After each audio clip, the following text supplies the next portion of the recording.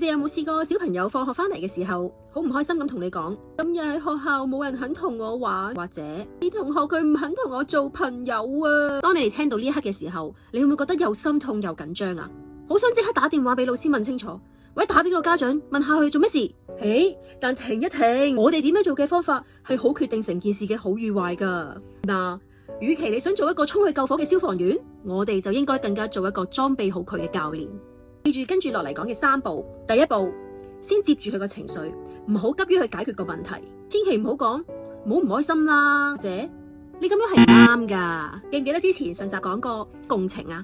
我哋首先話，媽媽聽到都覺得好難過啊，或者咁你當時一定好尷尬啦。等小朋友感覺到佢被了解，咁佢先至肯繼續講落去噶。第二步，引導佢諗辦法，而唔係俾答案。唔好話咁你聽日去搵阿 B 同學玩咪得咯。試下問，咁你覺得聽日應該用咩方法啊？你估試下問同佢一齊捉棋得唔得啊？嗱，引導佢自己思考問題。第3步，角色扮演，我哋可以扮佢另一個朋友，跟住叫佢試下問，我可唔可以同你玩啊？或者俾人拒絕嘅時候，咪話哦，咁好啊，我下次再約你啦。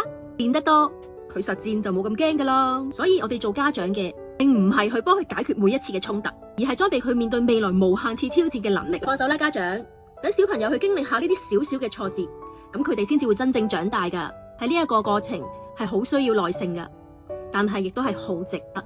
你嘅小朋友最近又有冇遇到一啲咩小煩惱啊？你又係點樣處理？